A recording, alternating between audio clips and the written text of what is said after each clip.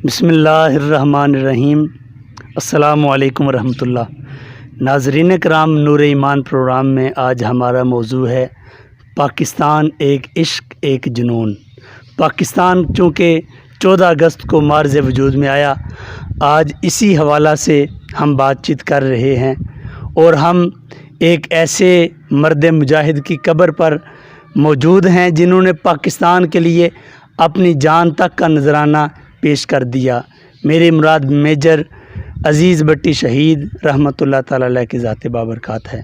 और हमारे साथ गुफ्तगू करने के लिए मौजूद हैं उस्ताजुल उलमा मुफ्ती मोहम्मद यूनुस निज़ामी साहब, अल्लामा अब्दुल रकीब साहब और हाफिज़ अनस रज़ा कादरी साहब।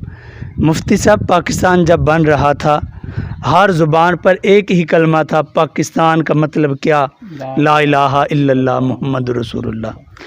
तो क्या आपके ख़्याल के मुताबिक जिस मकसद के लिए पाकिस्तान बना, पाकिस्तान उन मकासद के अंदर कामयाब हुआ या अभी तक अधूरा है वो ख्वाब?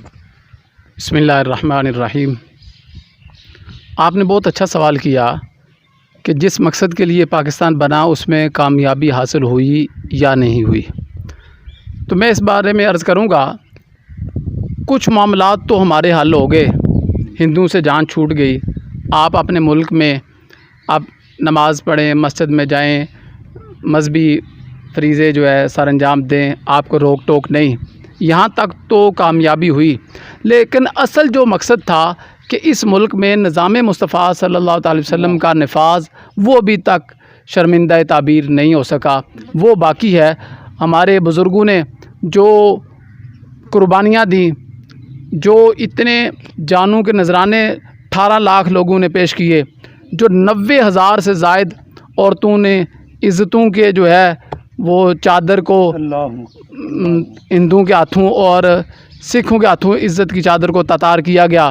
कितनी हमारी जो माएँ, रूहानी माएँ, जिन्होंने अपनी इज़्ज़तें बचाने के लिए कुएं में छलांग लगा दी, घर की छत से जो है नीचे छलांग लगा दी। तो वो सिर्फ़ इस मकसद के लिए था कि हम एक ऐसा ख़ित्ता बनाना चाहते हैं जहाँ इस्लामी तालीमात के मुताबिक हम अपनी ज़िंदगियाँ गुजार सकें।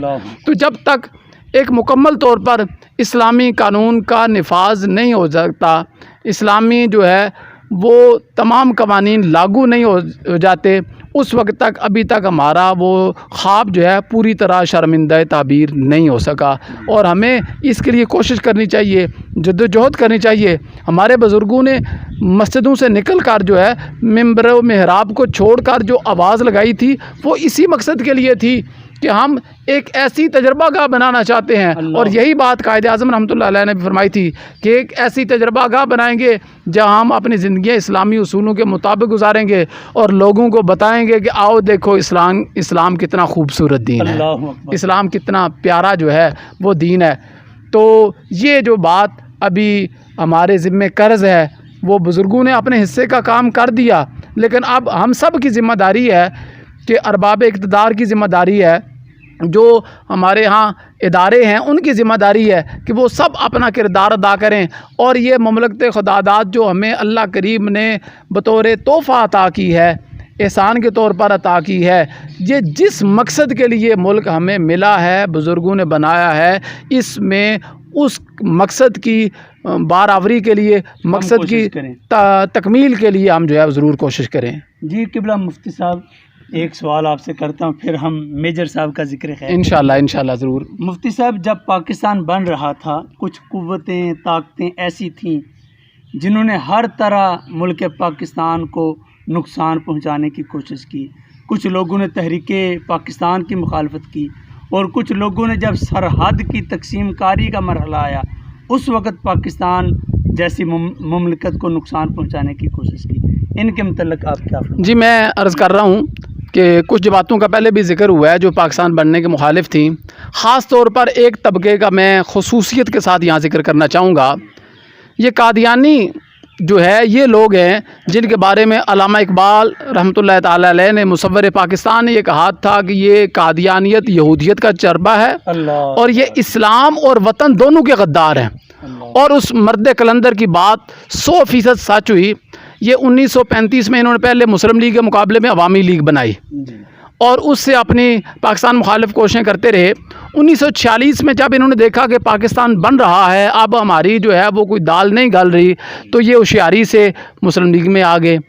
और फिर जब सरहद की तकसीम होने लगी, बाउंड्री कमीशन कायम हुआ, रेड क्लिफ कमीशन, उसमें ये ज़फ़रुल्लाह कादियानी ये भी शामिल था। इसने इतनी साजबाज करके पाकिस्तान को इतना नुकसान पहुंचाया, आज तक किसी और वजह से पाकिस्तान को इतना नुकसान नहीं हुआ जितना पाकिस्तान को कादियानी ने नुकसान पहुंचाया है। उसकी मैं मिसाल पेश करता हूं।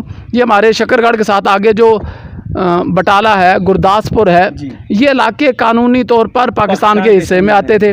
जब यहाँ रायशुमारी हुई तो पाकिस्तान के हिस्से में 52% वोट आए और इंडिया के हक में 48% थे। ये मुस्लिम अक्सरियती इलाका था। ये फिरोजपुर, जलंधर, गुरदासपुर, अमृतसर, बटाला, ये सारे मुस्लिम अक्सरियती इलाके थे। अब इस ज़फ़रुल्लाह कादियानी ने क्या किया कि रेड क्लिफ कमीशन में जमात अहमदिया जो है, कादियानी जमात, उसकी तरफ से इसने साजबाज करके कहा कि हम चूँकि गैर मुस्लिम हैं और हमारे जो वोट हैं वो इंडिया वाले खाते में शुमार किए जाएं, पाकिस्तान वाले में नहीं। इस तरह साजबाज करके इसने वो जो इलाके थे उनमें रायशुमारी में गलत आदाद शुमार दर्ज करवा कर ये काफ़ी अजला अजला जो है इंडिया के हवाले कर दिए। और उसका नुकसान ये हुआ कि इंडिया को कश्मीर जाने का ज़मीनी रास्ता मिल गया। वरना अगर आप आज भी मैप जो है देखें, नक्शे तलाश करें, मैं यकीन माने इन दिनों में अक्सर नक्शे देखता रहता हूँ, मुझे वो हैदराबाद दक्कन याद आता है। वो जूनागढ़ हमारा वो इंडिया के कब्ज़े में चला गया, वो जोधपुर, ये इलाके हमें मिलने थे। मनावादर ये सल्तनत थी, एक रियासत थी जो हमें मिलना थी, और उसके जो सरबराह थे उन्होंने पाकिस्तान के हक़ में फ़ैसला दे भी दिया था, लेकिन नाजायज़ तौर पर इसकी कम अकली और हड हरामी की वजह से, कादियानियों की बदनीयती की वजह से ये इलाके इंडिया के पास चले गए। और वो जो जब ये गुरदासपुर वाला इलाका इंडिया के पास गया तो इंडिया को कश्मीर जाने का ज़मीनी रास्ता मिल गया, मसला कश्मीर पैदा हुआ। और कश्मीर जो है आज तक हाल नहीं हुआ और इंडिया ने उस पर गासबाना कब्ज़ा कर रखा है। और इस वजह से सोना उगलती ज़मीनें जो है वो इंडिया के कब्ज़े में चली गई और हमारे दरिया रावी का काफ़ी सारा हिस्सा सतलुज का उनके पास चला गया। अब उन्होंने उस पर डैम बनाकर उनको बंजर कर दिया है और वहाँ से फिर लाखों मुसलमानों को हिजरत करके अमृतसर छोड़कर, बटाला छोड़कर, गुरदासपुर छोड़कर, जलंधर छोड़कर, फिरोजपुर छोड़कर, ये इलाके अपने घर बार छोड़कर पाकिस्तान की तरफ जो है उन्होंने हिजरत की। तो ये पाकिस्तान पर उन्होंने तो अपना ज़हन बनाया था ना कि ये इलाका पाकिस्तान में आना है, ये पाकिस्तान में आना है, उनका ज़हन था उधर ही रहना है। बिल्कुल। लेकिन अचानक उनको हिजरत करना पड़ी, फिर रास्ते में उन पर जो जुल्म सितम हुए वो भी तारीख का एक स्याह बाब है कि 90,000 से ज़ायद मुस्लिम औरतों की इस्मत दरी की गई और कितने जो है वो लोग थे जिन्होंने अपने हाथों से अपने बच्चियों को ज़िबा किया है कि किसी गैर की मैली नज़र इन पर ना पड़ जाए। इतनी बड़ी कुर्बानियाँ देने के बाद ये मुल्क जो है हमें मिला है। और बाद में भी कादियानी ख़ास तौर पर इस तगदो में लगे रहे हैं और आज भी उनका नज़रिया अखंड भारत का ही है। ये पाकिस्तान के ना पहले वफ़ादार थे, ना अब वफ़ादार हैं, ना इनसे वफ़ादारी की तवक्को की जा सकती है। इन्होंने हमेशा पाकिस्तान को नुकसान ही पहुँचाया है। आप बाद में ये जो सकूतर ढाका हुआ उसकी अगर हिस्ट्री आप देखें तो इसमें भी कादियानियों का मरकज़ी किरदार है। MM अहमद जो मिर्ज़ा कादियानी का पोता था, मिर्ज़ा मुज़फ़्फ़र अहमद, वो मालियाती मनसूबाबंदी का कमीशन का चेयरमैन था। उसने इतनी खुर्द-बुर्द की और नामुहारियाँ पेश करके उन लोगों के ज़हन में ये ख्याल पैदा किया कि मगरबी पाकिस्तान वाले तो तुम्हारा हक़ खा रहे हैं, तुम्हारी पटसन की जो है वो इस्लामाबाद बन रहा है। तो ये उनके ज़हन में उन्होंने नफ़रत का बीज डालकर उन्हें अलहदगी पर मजबूर कर दिया, जिसका नतीजा बांग्लादेश की सूरत में निकला। तो बांग्लादेश बनने में भी कादियानियों का मरकज़ी किरदार है और इन्होंने पाकिस्तान को हमेशा तोड़ने की बात की है। और क़िबला मुफ्ती साहब वही बात ना मुसव्विर पाकिस्तान अल्लामा मोहम्मद इकबाल की आखिर में हम करते हैं कि आपने फरमाया था ये मुल्क के भी दुश्मन हैं, ये वतन और इस्लाम दोनों के गद्दार हैं। आपने आखिर के अंदर हम अज़ीज़ भट्टी शहीद रहमतुल्लाह अलैह का ज़िक्र खैर अल्लामा अब्दुल रकीब साहब थोड़ा सा आप फरमाएँ और फिर मुफ्ती साहब से करते हैं।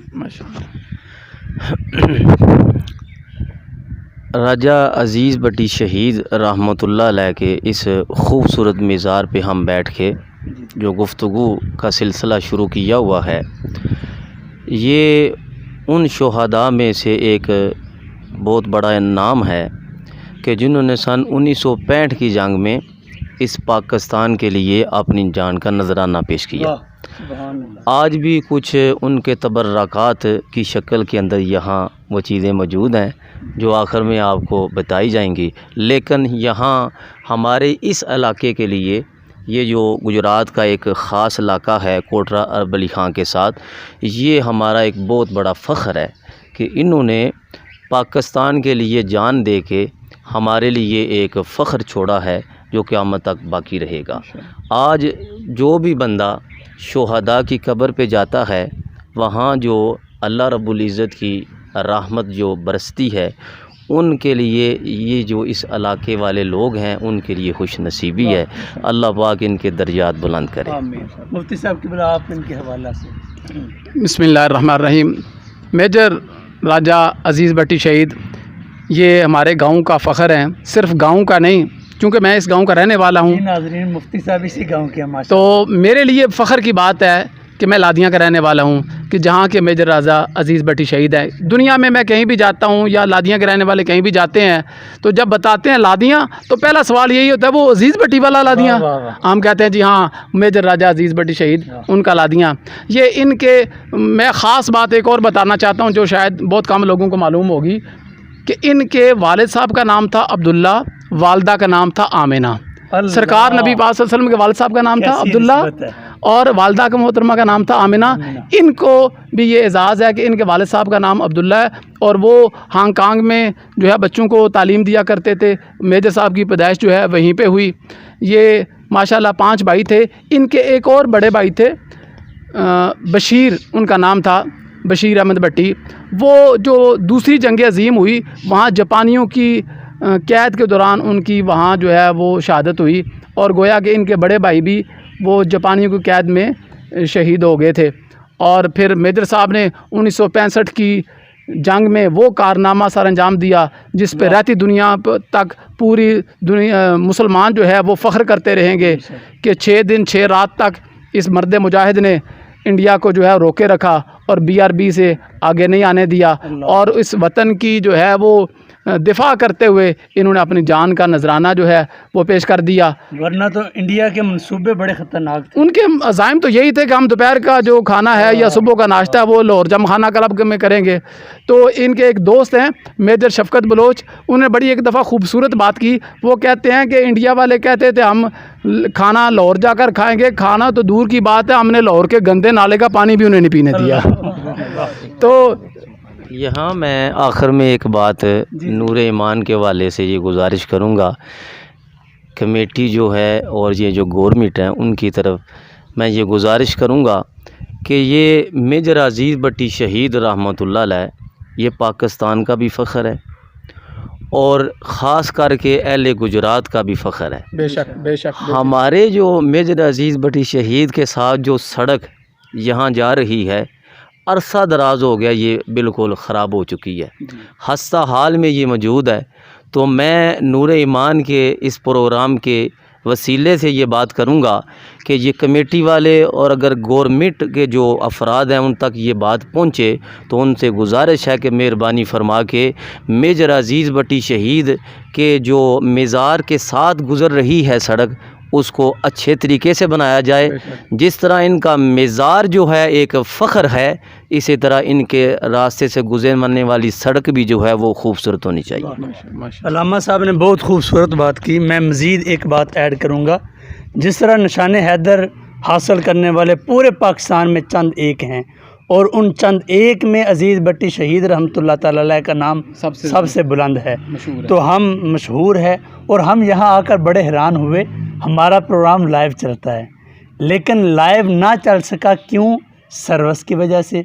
हालांकि हमारे ज़हन के अंदर ये बात थी मुफ्ती साहब कि वहाँ पर तो बहुत अच्छी सर्विस होगी, इतनी मारूफ जगह है, इतनी अच्छी जगह है, लेकिन हमारा प्रोग्राम पूरी दुनिया में अल्हम्दुलिल्लाह देखा जाता है। ये फ़िलहाल तो लाइव नहीं, लेकिन इसको अपलोड किया जाएगा, पूरी दुनिया में देखा जाएगा। तो जो सुन रहे हैं वो गवर्नमेंट तक हमारी ये आवाज़ पहुंचाएं कि जो सहूलियात हैं बुनियादी, वो इस गांव को, इस बस्ती को ज़रूर मुहैया की जाएँ। अब नाज़रीन कराम हम मज़ार पर हाज़िर होते हैं। वहाँ हाज़िर होकर हाफ़िज़ अनस साहब इनकी खूबसूरत आवाज़ में हम तराना भी सुनेंगे और नात शरीफ भी सुनेंगे। आप हमारे